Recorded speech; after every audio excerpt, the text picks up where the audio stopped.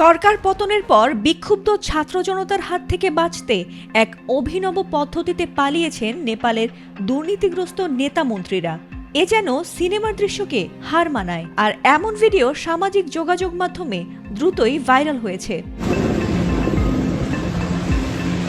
ভিডিওতে দেখা গেছে দেশটির মন্ত্রী এবং তাদের পরিবারের সদস্যরা একটি সেনা হেলিকপ্টার থেকে ফেলা দড়ি আঁকড়ে ধরে পালাচ্ছেন, আর নিচে উত্তেজিত জনতা বিদ্রূপ ছুড়ে দিচ্ছিলেন বারবার। আর এমন অভিনব দৃশ্যটি যেন কোনো মতেই মিস করতে চাইছিলেন না নেপালের তরুণরা। তারা দ্রুতই দৃশ্যটি ধারণ করে আপলোড করে দেয় সামাজিক যোগাযোগ মাধ্যমগুলোতে, আর তাতে যেন দাবানলের মতো ভিডিওটি ছড়িয়ে পড়ে নেট দুনিয়ায়। আর ভিডিওটির কমেন্ট সেকশন ভরে ওঠে হাস্যরস আর বিদ্রূপে। এই আন্দোলনের শুরু হয়েছে সামাজিক যোগাযোগ মাধ্যমে নিষেধাজ্ঞা জারির পর।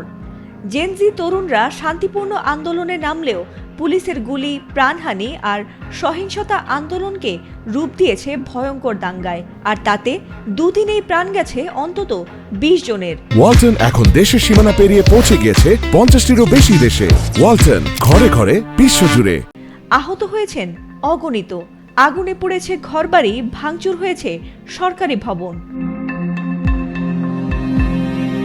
এক পর্যায়ে তীব্র চাপের মুখে পদত্যাগ করেন দেশটির প্রধানমন্ত্রী কেপি শর্মা ওলি। এরপর পদত্যাগ করেন নেপালের প্রেসিডেন্টও। তবে এরপরেও চলতে থাকে ভাঙচুর, অগ্নিসংযোগ, আর তাতে প্রাণ হারিয়েছেন সাবেক প্রধানমন্ত্রীর স্ত্রীও। যদিও আন্দোলনের মূল চালিকা শক্তি তরুণ প্রজন্ম নিজেদের সরিয়ে নিয়েছে এই সহিংসতা থেকে। তাদের অভিযোগ, সুবিধাবাদী অনুপ্রবেশকারীরা তাদের শান্তিপূর্ণ আন্দোলনকে ছিনতাই করেছে। এমনকি সেনাবাহিনীও বলছে নৈরাজ্যবাদী গোষ্ঠীগুলো ইচ্ছে করেই পরিস্থিতি ঘোলাটে করছে, ভাঙচুর, অগ্নিসংযোগ চালাচ্ছে। এক বিবৃতিতে তরুণ আন্দোলনকারীরা লিখেছেন, আমাদের উদ্দেশ্য ছিল জবাবদিহিতা, স্বচ্ছতা ও দুর্নীতির অবসান, কিন্তু আমরা চাইনি এভাবে সাধারণ মানুষের জীবন বিপর্যস্ত হোক। এখন প্রশ্ন, এই রক্তাক্ত আন্দোলনের মধ্যেই কি নতুন কোনো শক্তির উত্থান ঘটবে, নাকি নেপাল আরও গভীর রাজনৈতিক অচলাবস্থার দিকে ঝুঁকে পড়বে?